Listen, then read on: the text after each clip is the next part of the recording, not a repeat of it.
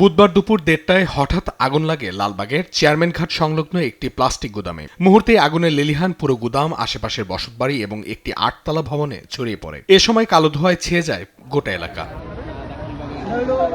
আগুন নিয়ন্ত্রণ করতে কাজ করে ফায়ার সার্ভিসের 11টি ইউনিট। বিকেল 4টার দিকে আগুন নিয়ন্ত্রণে আসে। আগুনে পুড়ে গেছে প্লাস্টিক কারখানাটি, পাশের একাধিক টিনের ঘর ও কারখানা, এমনকি একটি 8তলা ভবনেরও অংশ। আমরা বের হইতে 1 সেকেন্ডও যায়নি, মিনিটের মধ্যে আমাদের রুম পুরো অন্ধকার হয়ে গেছে। আশেপাশে মানুষ বলতেছে আগুন নিবান আগুন নিবান।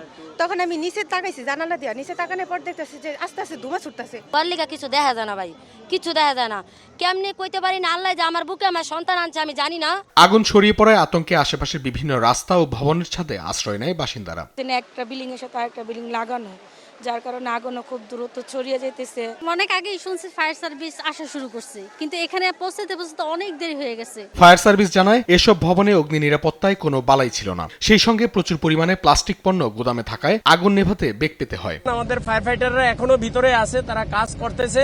অগ্নি নির্বাপন শেষে আমরা টোটাল এলাকাকে সার্চ করব, এরপর আমরা বলতে পারবো আসলে কি কারণে আগুন লেগেছে এবং আগুন লাগার ক্ষয়ক্ষতি। ঘিঞ্জি ও অপরিকল্পিত নগরায়নে ভয়াবহ চিত্র আবারও সামনে আনলো লালবাগের এই অগ্নিকাণ্ড। বড় প্রাণহানি এড়ানো গেলেও এমন ঝুঁকিপূর্ণ এলাকায় নিরাপত্তার শঙ্কা জানিয়ে ভবন ব্যবস্থাপনায় কার্যকর পদক্ষেপ চান স্থানীয়রা। অঙ্কন চৌধুরী, দেশ টিভি, ঢাকা।